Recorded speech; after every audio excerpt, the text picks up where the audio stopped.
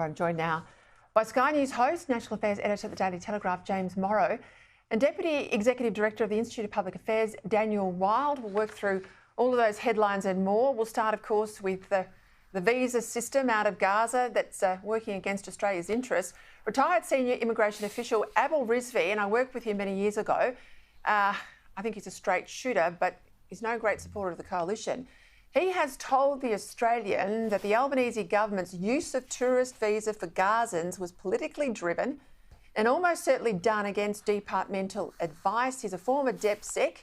He also said the government was now in a very deep hole with more than 1,300 Palestinians stuck on short-term tourist visas, costing taxpayers millions, while, of course, displacing everyone else in the queue to come here through our refugee program.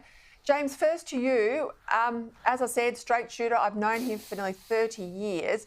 Very senior retired official, telling us that Labor defied decades of precedent doing what they've done this way. I made the point at the top of the show, ASIO too, during this period, was off the NSC, and we had the hapless Andrew Giles in charge. It's getting worse by the day, isn't it? Well, yeah, it's getting really bad. And, you know, as I think you alluded to, they really need this parliamentary break here because they have been losing so much skin during this in question time after question time. And, you know, the big question, again, has to be why? Why do this? Other nations aren't doing anything like this. Arab nations certainly aren't doing anything like that, which, you know, people have to think about as well. And then you look at Abel Rizvi's comments, you know, he's no friend of the coalitions, as you say, but he has called it out. This was political. This was about shoring up seats in Western Sydney and also, I think, about trying to fend off attacks from that green left wing of politics here that is very upset that Labor hasn't completely abandoned Israel. So, you know, the politics are there. The security threat is huge. And I thought what Julian Leeser said there was very interesting. And what Albanese said in response about World War II. And, you know, be generous to people after a war. But Hamas must be defeated before we can do anything around being generous in this regard. Abel speaks with authority, Daniel, because I worked closely with him in the Howard era in an immigration portfolio. During the very time we took about 4,000 Kosovars out of former Yugoslavia. We kept them here on safe haven visas and, of course, they returned. There was precedent here that Labor chose not to use, notwithstanding what we did in Afghanistan and Syria. I think the point now is we've got 1,500 of them still not here, but granted visas by Labor. Now, surely we either cancel those visas and say, start again, let's go through the process, or say, if you want to come, you must have proper security checks. You must have a face-to-face interview. Well, absolutely right, Peter. I think it's clear that this is all about politics. It's got nothing to do with national security. This is not the Labor Party that, you know, your parents or my parents or grandparents' generation grew up with. The old Labor Party believed in the social fabric. It believed in the community and integration. But this mass migration program with the Palestinian issue being the tip of the spear is simply not working in the national interest.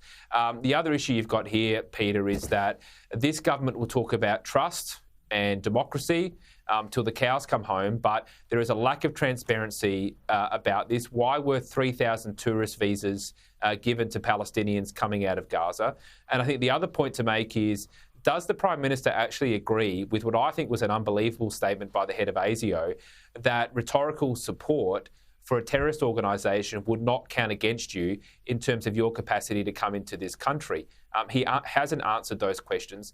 And I think most Australians look at that and say, how could it be the case that sympathies or support for rhetoric for an organisation like Hamas apparently is not an issue for getting a visa into this country?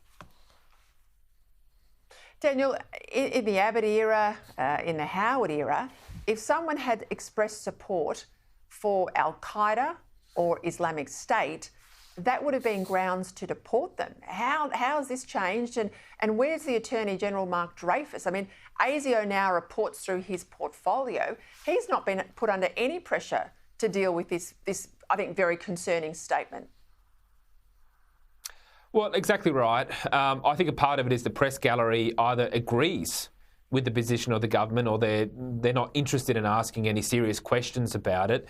I think that the other issue you've got is, as you mentioned, the issues in Western Sydney, or as James mentioned, the issues in Western Sydney and the seats that Labor want to hold on to. I mean, that's the reason why Tony Burke was put into that portfolio.